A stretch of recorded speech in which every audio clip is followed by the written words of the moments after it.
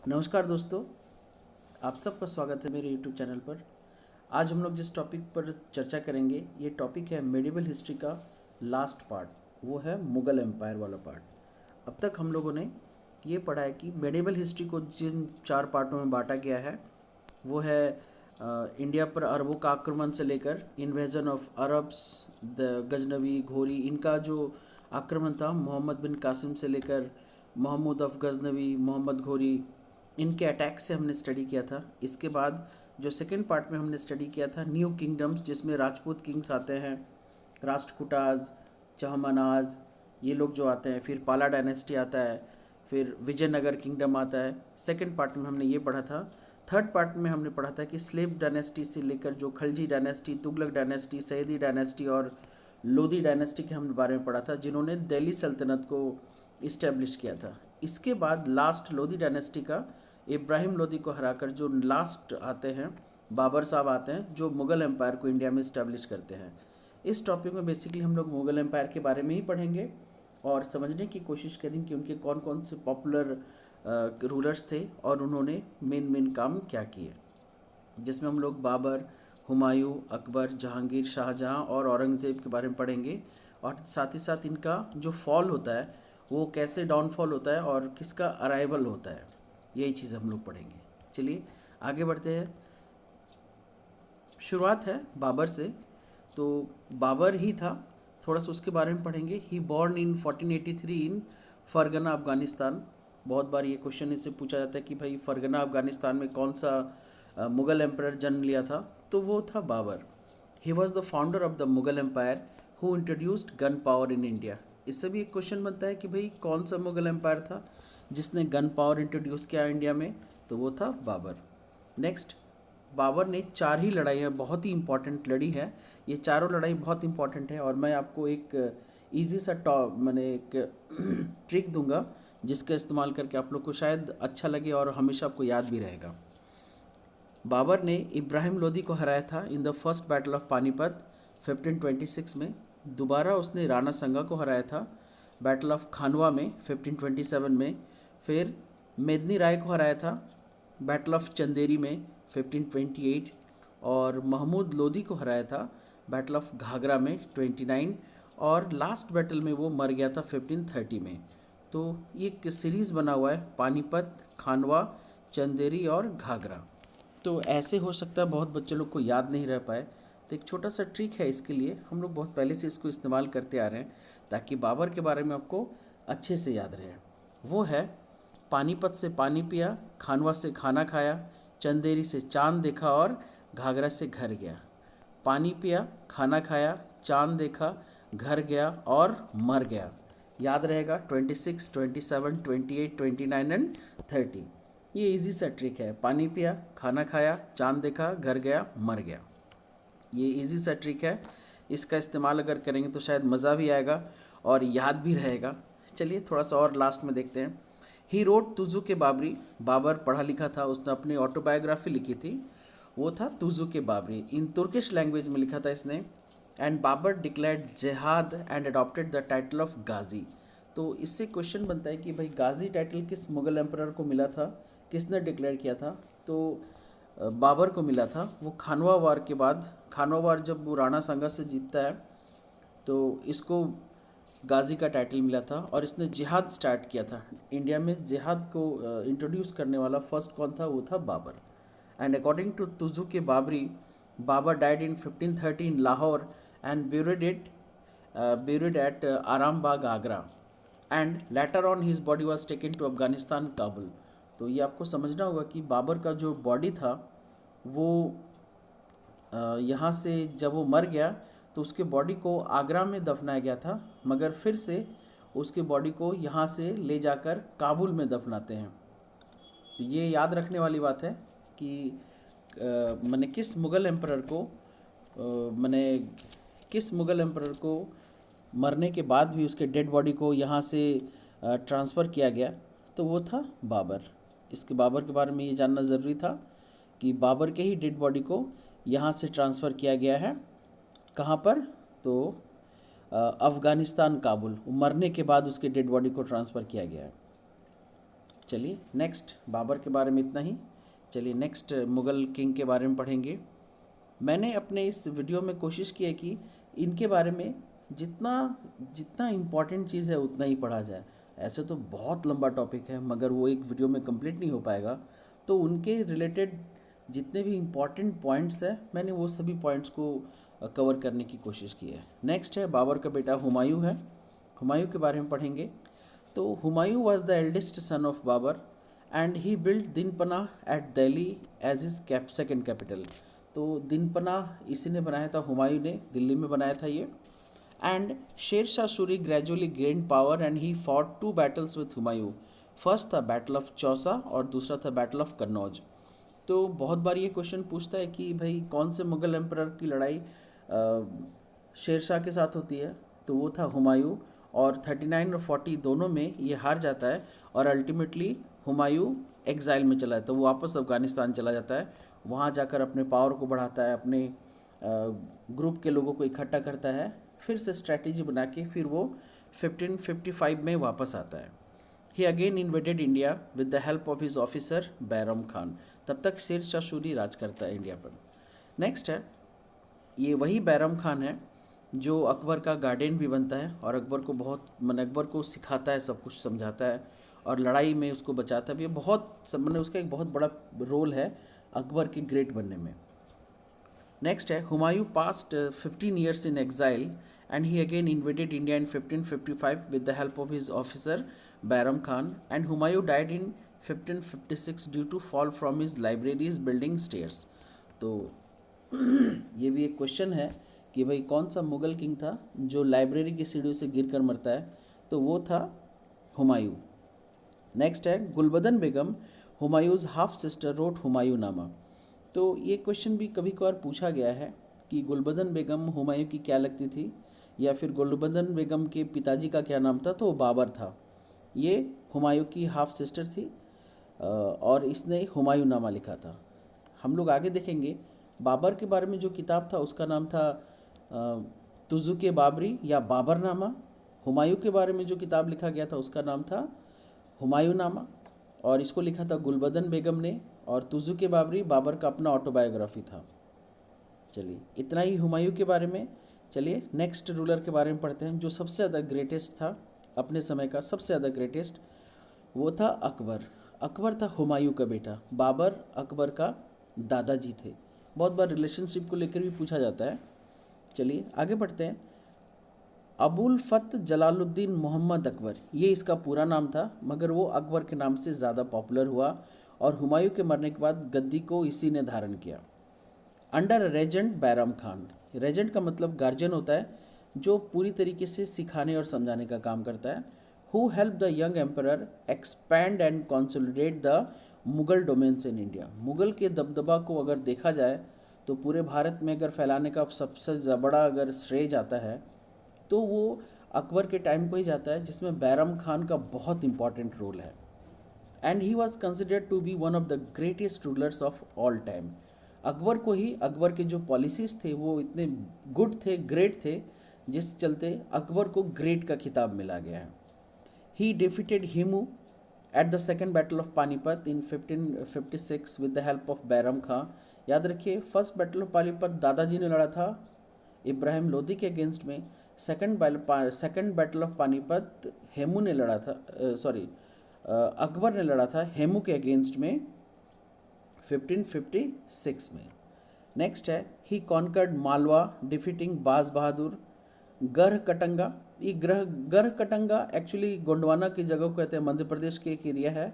यहाँ पर रानी दुर्गावती राज करती थी।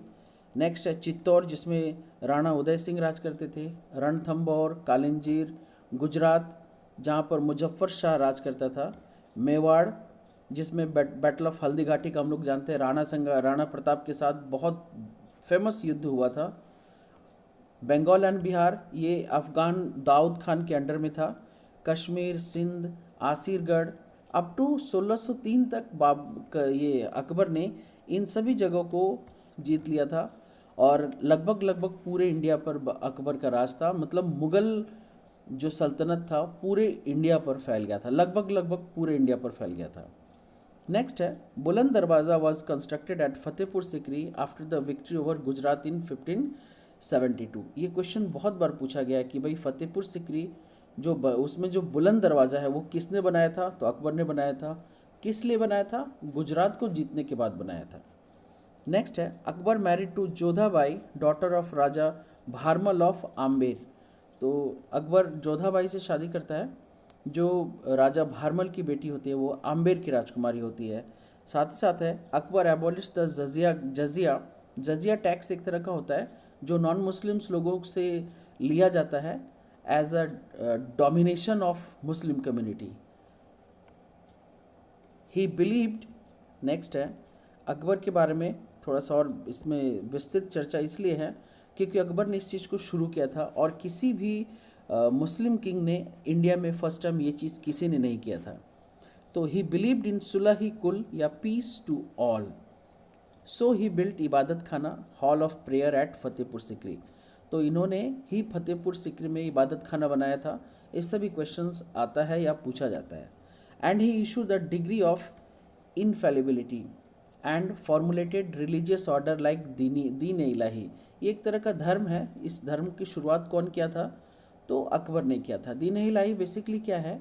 जितने भी उस समय धर्म थे, हिंदू, मुस्लिम, क्रिश्चियन, सिख, ईसाई, उन सबको मिलाकर अकबर को पढ़ने का बहुत शौक था। वो खुद तो अनपढ़ था मगर रिलीजियस और पंडितों को मतलब इंटेलेक्चुअल पर्सन्स को बुलाकर उनके धार्मिक ग्रंथ को उनसे पढ़ाता था और उनके मीनिंग को समझता था और समझने की कोशिश करता था और अल्टीमेटली सबको मिलाकर एक ऐसा धर्म बनाया जो सभी के लिए बेस्ट थे। उसके रूल्स एंड रेगुलेशन सभी को सूट करते थे। उसका नाम था दीन इलाही और ये अकबर ने ही बनाया था और दूसरे किसी मुगल ने ऐसी एक्सपेरिमेंट कभी नहीं किया। साथ ही साथ Birbal was is first to embrace it. Birbal जो पहला था जिसने दीन इलाही को धारण किया था, अपनाया था। नेक्स्ट है Raja Todarmal look after the land revenue system. ये बहुत बार पूछा गया है। राजा टोडरमल अकबर के 9 रत्नों में से एक थे, जिसमें बीरबल भी एक रत्न था। बट राजा टोडरमल का स्पेशल काम था लैंड रेवेन्यू सिस्टम को देखने के लिए, जिसको वो लोग बंदोबस्त या जब्ती सिस्टम कहते थे, जिसमें measurement of land, classification of land and fixation of rent, ये सारा डिस्कशन होता था। तो ये सारा लैंड रेवेन्यू कलेक्शन से रिलेटेड जो भी टास्क था ये राजा टोडरमल का था। And introduced Mansabdari system, holder of rank to recognise nobility and army.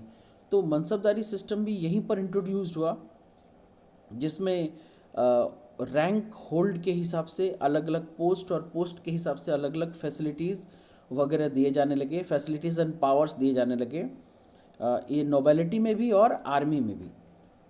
Next है द नवरत्नस इंक्लूडेड टोडरमल, अबुल फजल, फैज़ी, बीरबल, तानसेन, अब्दुल रहीम खान खाना, मुल्ला दो प्याजा, राजा मान सिंह, फ़कीर अजीउद्दीन। तो ये सारे नवरत्न थे अकबर के दरबार के। नेक्स्ट है Akbar died on 27 October 1605 due to dysentery. Dysentery उस समय एक बहुत बड़ा महामारी के रूप में था। उस समय ये क्योरेबल नहीं था, इसलिए जब भी ये बीमारी फैलता था तो ये महामारी का रूप लेता था और पूरे गांव के गांव उजड़ जाता था। His body was buried at his museum in Sikandra, Agra. Agra में इसके बॉडी को दफनाया गया। चलिए नेक्स्ट के बारे में पढ़ते हैं। नेक्स्ट रूलर है जहांगीर। तो जहांगीर के बारे में कि जहांगीर ही executed the fifth Sikh Guru Arjan Dev. इसीलिए जहांगीर के समय में मुगल एम्परर के अगेंस्ट में सिख लोग थे। नेक्स्ट है his greatest failure was the loss of Kandahar to Persia in 1622। Actually Jahangir Akbar तक तो बहुत ही पावरफुल किंगडम था, लेकिन अकबर के मरने के बाद जहांगीर इतना केपेबल नहीं होता है कि इतना बड़ा किंगडम को बहुत अच्छे से संभाल के रख सके, क्योंकि इतना बड़ा किंगडम संभालना सबके बस की बात नहीं है। बहुत सारे किंग्स आए मगर हमने देखा कि उनके वंशज इतने केपेबल या पावरफुल नहीं थे कि मतलब उस चीज़ को अच्छे से संभाल के रख सके। तो यहाँ भी वही सीन है। नेक्स्ट है Jahangir married Mehrunnisa in 1611 and conferred the title of Nurjahan on her. तो मेहरुनिशा का जो नया नाम था वो था नूरजहां। ये जहांगीर की पत्नी थी। एंड ही इस्टेब्लिश जंजीर अदालत इन आगरा। ये फर्स्ट टाइम इस मुग़ल एम्परर ने जंजीर अदालत बनाया था। ये आगरा किले में था कि कोई भी सीकर्स जिसको रॉयल जस्टिस चाहिए वो आके वो घंटी बजाता था। एक जंजीर था, जंजीर को खींचने से वो जंजीर सीधा सीधा घंटी से जुड़ा हुआ था, जो जहांगीर के मतलब जहाँ उसका बेडरूम था, जहाँ पर उसका अपना पर्सनल रूम था, वहाँ कनेक्टेड था। कोई भी आदमी जिसको ज़रूरत हो जस्टिस का, वो आके वो घंटी बजाएगा तो डायरेक्ट जहांगीर के रूम का घंटी बजेगा और वो आके उस वक्त जस्टिस के लिए अपना डिमांड कर सकता है। तो captain Hawkins and sir Thomas Roe visited his court. बहुत बार ये क्वेश्चन पूछा गया कि भाई सर थॉमस रो किस मुग़ल एम्परर के कोर्ट में आए थे विजिट करने के लिए। तो जहांगीर के बारे में इतनी ही इम्पोर्टेंट चीज़ें हैं कि जंजीर अदालत आगरा फोर्ट में जहांगीर ने लगाया था, और इसके टाइम में जो कांधार का लॉस हुआ वो किसी मुग़ल एम्परर के टाइम में लॉस नहीं हुआ, और ये लॉस बहुत बड़ा था।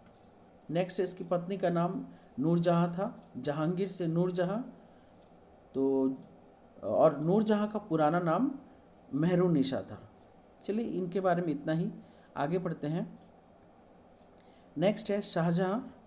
शाहजहाँ के बारे में कुछ इम्पॉर्टेंट बातें हैं कि Shahjahan had an insatiable passion for building. Shahjahan का बिल्डिंग बनाने का जो पैशन था वो देखने लायक था, और सच में शाहजहाँ के टाइम में मुग़ल एम्परर का जो आर्किटेक्चर था वो सबसे ज़्यादा फ्लॉरिश हुआ। Under his rule Taj Mahal of Agra, Jama Masjid of Delhi, pearl mosque at Agra, Shalimar garden, peacock throne, ये सारा जो चीज़ बना रियली में बहुत ही बेहतरीन, अद्भुत और इनक्रेडिबल चीज़ें बनी, और इन सब को बनाने का श्रेय शाहजहाँ को जाता है।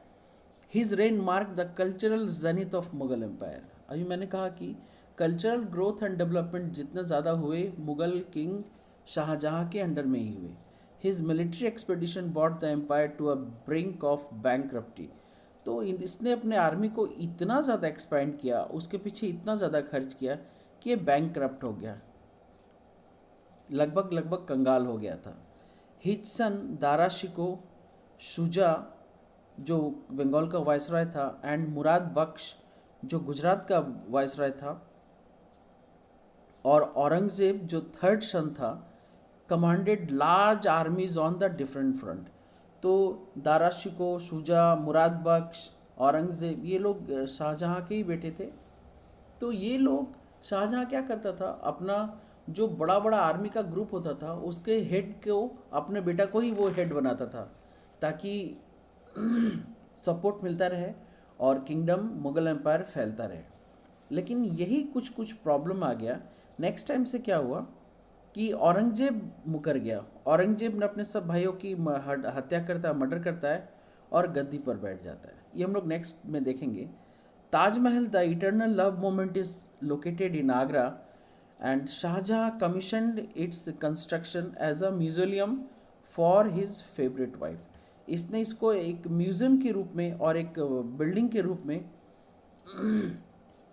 ताजमहल को बनाया था मुमताज़ महल की याद में, जिसमें ये जो है आरजूमंद बानो बेगम, मुमताज़ महल का जो पूरा नाम था वो आरजूमंद बानो बेगम था, बेटर नोन एज मुमताज़ महल। तो ये मुमताज़ महल का अगर कहीं आपका ये क्वेश्चन आए कि आरजूमंद बानो बेगम कौन थी, तो वो मुमताज़ महल का ही नाम था। 1691 में बना। A rebellion of Sikh led by Guru Hargovind Singh took place. जाहिर सी बात है, इसके बाप ने 5th गुरु अर्जन देव को मारा था, तो सिख पूरा का पूरा सिख कम्युनिटी मुगल के अगेंस्ट में हो गया था, तो रिबेलियन तो इनको इसको झेलना ही था। A rebellion of the Sikh led by Guru Hargovind Singh took place, and Shahjahan ordered the destruction of Sikh temple at Lahore. तो इस तरीके से जो दुश्मनी, नफरत जो हुआ वो बढ़ता गया। Ultimately Aurangzeb declared as incompetent and kept in house arrest in Agra fort and captured the throne. Basically Aurangzeb Shahjahan को इनकॉम्पिटेंट घोषित कर देता है। मतलब शाहजहाँ एक बार बीमार रहता है तो उसी बीमारी का फ़ायदा उठाकर इनको नाकाबिल साबित कर देता है, और उसको घर में ही हाउस अरेस्ट करके रखता है आगरा फोर्ट में, और अल्टीमेटली औरंगजेब गद्दी पर कब्जा जमा लेता है। नेक्स्ट देखेंगे औरंगजेब, या उसका एक और नाम है आलमगीर, ये लास्ट टॉपिक है। Aurangzeb was the son of Mumtaz and Shahjahan. Aurangzeb became victorious after the brutal war of succession among his brother Dara, Shuja and Murad. इन तीनों को मारकर ही वो गद्दे हासिल करता है। And rebellions during his rule is the Jat peasantry at Mathura, Satnami peasantry in Punjab and Bundelas in Bundelkhand. ये तीन रेवोल्यूशनरी बहुत ही नामी रेवोल्यूशनरी है। ये मुगल एम्परर और औरंगजेब के टाइम पे हुआ था। नेक्स्ट है the annexation of Marwar in 1658 led to a serious rift between Rajput and Mughals. इस समय तक, इसके पहले तो हम लोगों ने देखा जहांगीर ने सिखों के जो फिफ्थ गुरु थे अर्जन देव, उसको मार दिया था। तो उसके चलते पूरा का पूरा सिख कम्युनिटी मुगल्स के अगेंस्ट में हो गया था। नेक्स्ट है मुगल, यहाँ पर जहांगीर के बाद से शाहजहां, औरंगजेब, इन सभी ने सिखों के साथ कभी फ्रेंडशिप रिलेशन बनाने की कोशिश नहीं की, और उल्टा उनको, उनके गुरुओं को, उनको चोट पहुंचाते थे, उनको मारते थे। नेक्स्ट है नाइन्थ गुरु, गुरु तेग बहादुर। नाइन्थ सिख गुरु कौन थे? Guru Tegh Bahadur was executed by him in 1675। तो औरंगजेब के बारे में है कि औरंगजेब किस सिखों के गुरु को एग्जीक्यूट किया था, मार दिया था। तो वो थे गुरु तेग बहादुर जो नाइन्थ सिख गुरु थे। एंड हमने देखा इसके पहले जहांगीर ने फिफ्थ सिख गुरु गुरु अर्जन देव का मैंने हत्या किया था। ये हमने देखा फिफ्थ सिख गुरु गुरु अर्जन देव का जहांगीर ने किया था। और यहाँ पर औरंगजेब ने नाइन्थ सिख गुरु को, गुरु तेग बहादुर को एग्जीक्यूट किया था 1675 में। Mughal conquest rich territorial climax during his rain. इसके समय तक औरंगजेब को एक ऑलरेडी बहुत ही बड़ा भाग मिला, फैला हुआ, पहले से ही फैला हुआ। It stretch from Kashmir in north. अगर ज़रा से देखेंगे तो नॉर्थ में कश्मीर था। मुगल एम्पायर का जो एम्परर का जो सल्तनत काल था वो कहाँ से कहाँ तक था? कश्मीर से लेकर जिंजी साउथ तक, from the Hindu Kush in the west of the Chittagong in the east. Hindu Kush नदी से लेकर चिटागंग ईस्ट तक। तो नॉर्थ साउथ तो हो गया, नॉर्थ में हो गया गुजरात, और साउथ में हो गया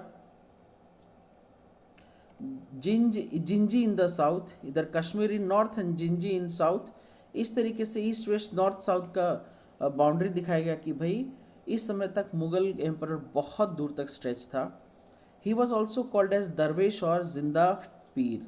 तो औरंगजेब के बारे में एक बहुत अच्छा था, शुरुआत के दिनों में औरंगजेब को दरवेश कहा भी जाता था या जिंदा पीर भी कहा जाता था। ही फॉरबिड सती। औरंगजेब ने ही ब्रिटिशर्स के साथ मिलकर और इंडियन लोगों के साथ मिलकर सती प्रथा को बंद करवाया था। ही फॉरबिड सती प्रथा, सती, एंड कॉन्कर बीजापुर रेडी। और इसने बीजापुर पर मतलब जीत हासिल की थी इन 1686 and Golconda 1687 and re imposed जजिया इन 1679। तो जजिया को दोबारा शुरू करने वाला कौन था? औरंगजेब। ही built Bibi ka Maqbara on the tomb of his queen Rabia Durrani. तो ये अपने क्वीन के याद में बीबी का मकबरा बनाते हैं एट औरंगाबाद। ये औरंगाबाद महाराष्ट्र में है। महाराष्ट्र के औरंगाबाद में ये बीबी का मकबरा बनाते हैं। नेक्स्ट है Moti Masjid with red fort Delhi में। ये भी आर्किटेक्चरल के प्रति थोड़ा सा ज़्यादा अट्रैक्टिव थे और इन्होंने मोती मस्जिद बनाया था रेड फोर्ट दिल्ली में ही। एंड जामी और बादशाही मॉस्क एट लाहौर। इन्होंने जामी या बादशाही मॉस्क एट लाहौर में भी बनाया था। नेक्स्ट है his death in 1707 ended the glory of Mughals and the medieval period. इसके बाद, इसके मरने के बाद 1707 के औरंगजेब के मरने के बाद ये जो मुगल एम्परर सिस्टम है पूरी तरीके से ख़त्म हो जाता है और मेडिवल पीरियड जो है ये ख़त्म and mark the beginning of the modern India with the rise of British. और ये मार्क करता है कि भाई ब्रिटिश के जागने का समय हो गया है, ब्रिटिश के उठने का समय हो गया है, और उनके राइज को दिखाता है। बेसिकली इस टॉपिक में हमने यही देखा, क्योंकि इसके बाद ये स्लाइड ख़त्म हो गया। हम लोग मेन जो मुग़ल एम्परर्स थे उनके बारे में पढ़े। ज़रा सा सीक्वेंस वाइज फिर से हम लोग रिपीट करा देते हैं कि सबसे पहले बाबर आया, फिर हुमायूं, अकबर, जहांगीर, शाहजहां, औरंगज़ेब। तो इन लोगों के समय में ही मुग़ल एम्परर बहुत ज़्यादा प्रॉस्परस हो गया, डेवलप हो गया। बस इस टॉपिक में हम लोगों ने जितना भी कोशिश किया, मैंने कोशिश की कि ज़्यादा से ज़्यादा चीज़ें मैं आप लोग को बता पाऊँ और आप लोग का बेनिफिट हो सके। आशा करता हूँ कि ये वीडियो आप लोग को पसंद आया होगा। अगर पसंद आए तो आप लोग इसको लाइक ज़रूर कीजिएगा, और अगर कोई मेरे चैनल में नए हैं तो सब्सक्राइब ज़रूर कीजिएगा।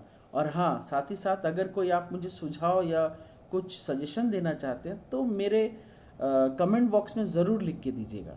आशा करता हूँ आप लोग को ये वीडियो पसंद आया होगा। आपने जो कीमती समय दिया और ध्यान लगाकर सुना, इसके लिए बहुत बहुत धन्यवाद। जय हिंद। बहुत जल्द मिलते हैं दूसरे वीडियो पर।